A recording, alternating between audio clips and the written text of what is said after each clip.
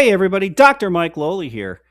It's been a while since I spoke to you, and I want to wish everybody a happy new year. I'm not a big believer in just pumping out content without anything really that's worth clicking on.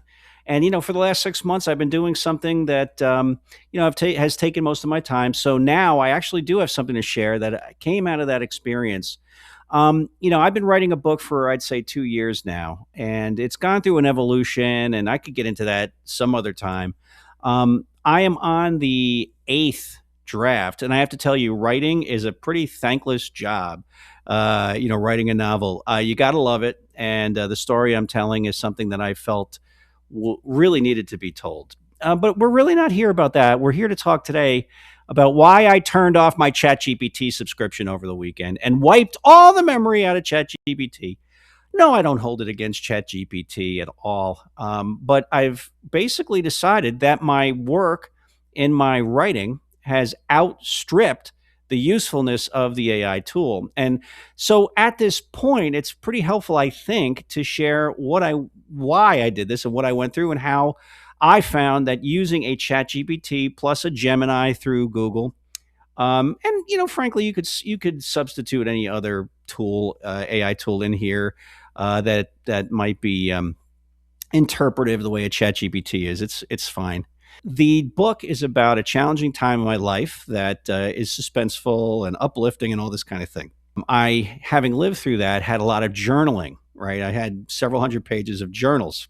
I used to journal to get through it. Right, it helped me out psychologically. And so, you have that raw information. What I would do is I would cherry pick, obviously, from that and highlight to ChatGPT. I would feed ChatGPT a cleaned up version of different passages from my journal. And I'd say, make this better, polish it.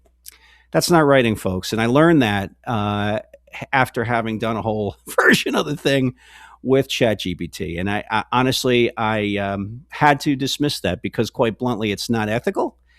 Even though it's my content, it's not fully my writing. So what did I do? I said, well, I'm not going to abandon the use of the AI tool here because I really think that it's a useful tool. And it's, so that's what I did from then on. I actually wrote a novelization of this experience myself, soup to nuts, beginning to end. And then what I did was I had ChatGPT say, look at it for grammar. And, I was using Grammarly as well. And I used to recommend to all my students that they should use Grammarly. Well, I used it and I still use it, right? I did think that when you fed ChatGPT, say, a chapter and you said, clean it up grammatically, it was more thorough. It just seemed to be more thorough to me. The result was beneficial. So step one, that was beneficial, use for grammar checking. Here's where I started in ChatGPT and went to Gemini because it's even easier there. It's just right in the command prompt. I'd say things like, how can I use this word in a sentence? Or I'd say things to Gemini like, I'd have a cliched phrase and I'd say, give me other options, synonyms for the phrasing here. And, I found that to be pretty helpful, to jog your thoughts, help you brainstorm, help you find the right, verbiage. Here's where and why I turned it off over the weekend. So I also used it to help me streamline the writing. So whereas I might have had sections of a lot of description, then what I'd say to it, meaning ChatGPT, I wasn't using Gemini for this. I'd say to ChatGPT, here, have a look at this and tell me where I'm redundant. And I basically use that as a guide for cutting. And then I got involved in an online critique group, and I strongly recommend doing that if you're a writer. You need human input here. I mean, we're writing for humans, right? Right away, I started getting feedback that said, I need more emotion here.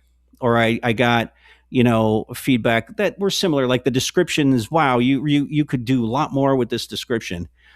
And that was a bit frustrating to me because I had actually cut out a lot and all that stuff had been there in a previous iteration. So, by the way, ChatGPT never would come up with this, right? It just does its mechanical thing. And that's one of the hindrances of it, right? It's great. It's good for what it's useful for. But like, I introduced too many characters right now in the first chapter, and I need to streamline that. The humans found that. ChatGPT didn't. It told me, like, if I'd said, "Oh, is this chapter ready?" It would say, "Yes, it's agent ready." Well, no, it isn't. And so, you have to understand the tool for what it's worth and what it can do. Use it as a tool. It's going to streamline your work. It's going to be able to look at it mechanically, but it cannot give you emotion. It's like eating a hamburger. It's great. It does give you some sustenance, and then at some point, you're going to need to eat some vegetables. So you're going to need to move on to something that's more nourishing, and that's yourself. And I think I'd say that's what it comes down to. Pardon the dramatic costume change. I had a little bit of a problem with my video editing software. When you see my book, God willing, sitting on a shelf, well, what you're going to read is my words, you're going to read my emotions, you're going to read my descriptions. AI will not have generated that. I'm writing about something that can only come from Mike Lohle to you.